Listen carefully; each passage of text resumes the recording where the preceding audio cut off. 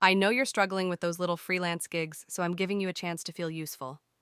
My Aunt Cynthia didn't hug me when I walked in. She just shoved a heavy silver tray of champagne into my hands. Take this and serve the guests, she said loud enough for the caterers to hear. Don't just stand there, you look so unemployed. My knuckles turned white against the cold metal. I wasn't here to be a waitress. I was here because she needed my notary seal for her bank papers. But I didn't argue. I didn't scream that I secretly owned the multi-million-dollar company that just hired her son. I just took the tray. If she wanted to treat me like the help, I'd let her. It was the perfect cover for the trap I was about to spring. I moved through the crowd, a ghost in my own family's garden. A man in a navy suit snatched a glass from my tray without making eye contact. I recognized him. He was a local banker I'd negotiated with last quarter. He didn't see Vanessa, the CEO of Helios Logistics, who had walked away from his high-interest loan offer. He only saw a woman in sensible shoes holding a tray. It was almost funny. They were all here to celebrate Brandon's new vice president position, toasting a salary that I personally approved. My company, Helios, is valued at $15 million. I built it from a laptop in a studio apartment into a supply chain juggernaut. But to Cynthia and Brandon, I was just the cousin who dabbled in online work. They never looked deeper. They Googled Vanessa and found nothing, so they stopped looking. If they had checked the state business registry, they would have seen that Helios is a subsidiary of VM Holdings Group. My arrogance was my shield. Their arrogance was my camouflage. I offered a glass to Cynthia. She was holding court near the fountain, laughing too loudly. Brandon is going to save this family, she told a neighbor, clutching her pearls like a lifeline. I knew the truth behind that desperation. 30 minutes ago, she hadn't just asked me to serve drinks. She had forced me to notarize a deed of trust. She wasn't just celebrating, she was refinancing. I'd seen the papers. Cynthia was drowning. The villa, the cars, the parties. It was all funded by bridge loans and credit she couldn't service. The sharks were calling every hour. She needed Brandon's 6F-figure salary, not for his future, but to stop the bank from seizing her past. She was leveraging her home, betting the roof over her head that Brandon would succeed. It wasn't maternal love. It was a frantic, narcissistic investment. I walked toward the kitchen to refill the tray. The noise of the party faded into a dull roar behind me. Most people would have screamed by now. They would have thrown the tray down and listed their assets just to see the shock on their aunt's face. But I stayed quiet. Real power doesn't need to scream. It just needs to sign the checks. Let them laugh. Let them think they're winning. When the enemy is busy bragging, they don't look at the fine print. My silence wasn't weakness. It was the sound of a predator waiting for the perfect shot. 2 weeks ago, my HR director flagged a resume. Vanessa, she said, you might want to see this. It's family. I opened the file. Brandon's name was at the top, bold and centered. He was applying to be the vice president of business development. The salary was $120,000 a year, plus bonuses, enough to solve all of Cynthia's debt problems. Instead of deleting the application, I made a call to a forensic accounting firm I use for vetting hires. I told them to dig. 3 days later, a courier dropped a heavy red dossier on my desk. I opened it and stared at the anatomy of a fraud.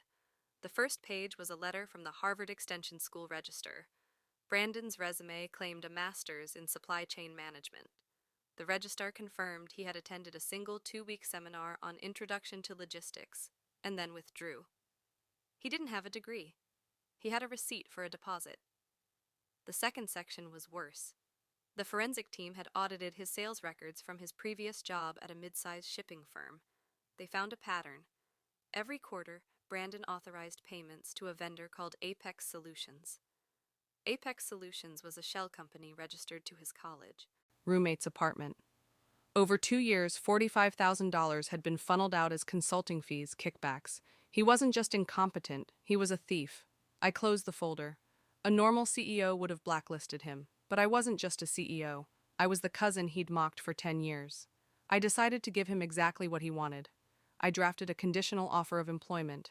It looked standard, full of corporate jargon and benefit packages. But attached to the back were 2 lethal documents. The first was a federal affidavit of truth. Since Helios handles government contracts, every executive must swear under penalty of perjury that their background is clean. If he signed it while hiding the kickbacks and the fake degree, he would be committing a federal felony. The second was the indemnity bond. The VP role required a $500,000 security bond to cover liability. I knew Brandon didn't have $500, let alone $500,000. The contract stated that if he couldn't put up cash, he could provide a guarantor with real estate assets. I sent the packet. Then I waited. I knew exactly what would happen. Brandon would run to Cynthia. He would show her the salary, the lifeline she desperately needed to pay off the sharks. She wouldn't read the risk assessment. She wouldn't ask why a logistics firm needed a $500,000 bond. She would only see the vice president title and the cash flow. Cynthia isn't investing in her son. She's investing in her own survival. That desperation makes her blind. She sees Brandon as an extension of herself, a brand to be marketed, not a person to be vetted. She signed the deed to her villa as collateral because her arrogance wouldn't allow her to believe her golden boy could fail. She literally bet the roof over her head on a lie. I looked down at my leather satchel sitting on the kitchen counter. The red dossier was inside, heavy and final. It contained the proof of the kickbacks, the letter from Harvard, and the signed bond Cynthia had mailed back yesterday. They thought those papers were a ticket to the high life. In reality, they were a confession and a foreclosure notice. The sun dipped below the tree, casting long, bloody shadows across the manicured lawn. The party had shifted from polite conversation to loud, slurry celebration. Cynthia stood on the patio steps, clapping her hands for attention. Everyone, before we cut the cake, Brandon and I are going to step into the library for a private signing ceremony. We want to make this official before the sun goes down. The guests cheered. Brandon adjusted his silk tie, looking like he owned the world. He spotted me near the beverage station and jogged over, his face flushed with adrenaline and expensive scotch. "Hey, Nessie," he said, leaning in close. His breath smelled of oak and arrogance. "Make sure you bring a fresh bottle to the library. The vintage stuff. I want a toast the second the ink dries, and try to look happy for me." "Okay, jealousy gives you wrinkles." I looked at him, a man standing on a trap door demanding a better view. "I'll be right there, Brandon," I said. I wouldn't miss it. He winked and strutted toward the house. I watched him go. Then I turned my back on the champagne. I walked into the kitchen, picked up my leather satchel, and felt the weight of the red dossier inside. It was heavier than a bottle of wine and much more intoxicating. I walked down the hallway. The noise of the party faded, replaced by the ticking of the grandfather clock. I pushed open the double doors to the library. The room smelled of old paper and unearned wealth. Cynthia was already there, adjusting the desk lamp to get the perfect lighting for her Facebook photo. Brandon sat in the heavy oak chair, holding a fountain pen like it was a scepter. They looked like royalty. Preparing to decree a new tax, I set the stack of papers on the desk.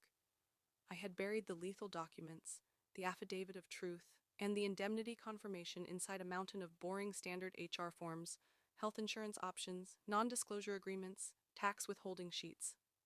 "Okay," I said, checking my watch. "We're on a tight schedule. The caterers are holding the cake, and I need to file the digital timestamp within 10 minutes, or the offer expires.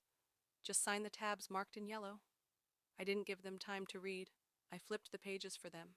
Sign here, initial here, date here. Cynthia didn't look at the text. She was too busy making sure her diamond bracelet was visible for the camera. Brandon didn't read the clauses. He was too busy practicing his signature. They signed the federal affidavit swearing he had never committed fraud. They signed the bond confirmation linking the house to his conduct. They signed away their lives because they couldn't be bothered to read the fine print. "Done," Brandon said, flourishing the pen.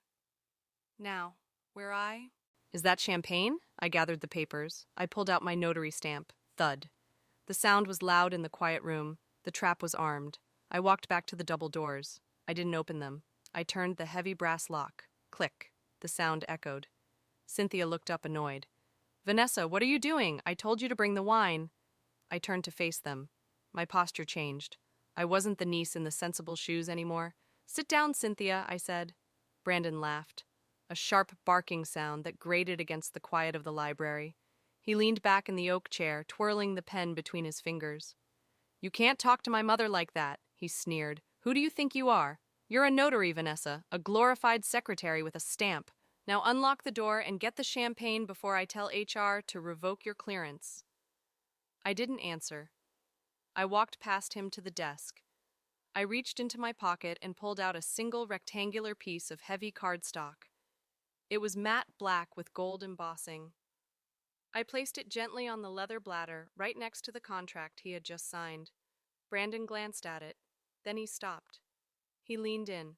Vanessa Vance, founder and CEO, VM Holdings Group, DBA Helios Logistics. He blinked.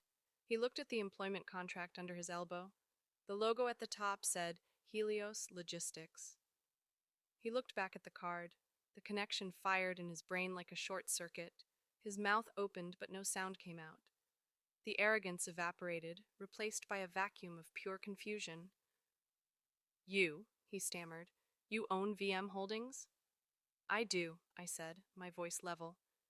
You never looked past the DBA name, did you? You Googled Vanessa and found nothing, so you assumed I was nothing. Your arrogance was the only camouflage I needed. Cynthia stood up, her face flushing red. What is this nonsense? Is this a joke? Brandon, tell her to stop playing games. But Brandon wasn't listening to his mother. He was staring at me with the terrified realization of a man who just realized the floor he's standing on is made of glass. I own the company you applied to, I said, and 24 hours ago I ordered a forensic audit of your past. I opened the red dossier and laid out the evidence precisely. Exhibit A, $45,000 in kickbacks funneled through a shell company owned by your college roommate. Exhibit B, confirmation from Harvard Extension School.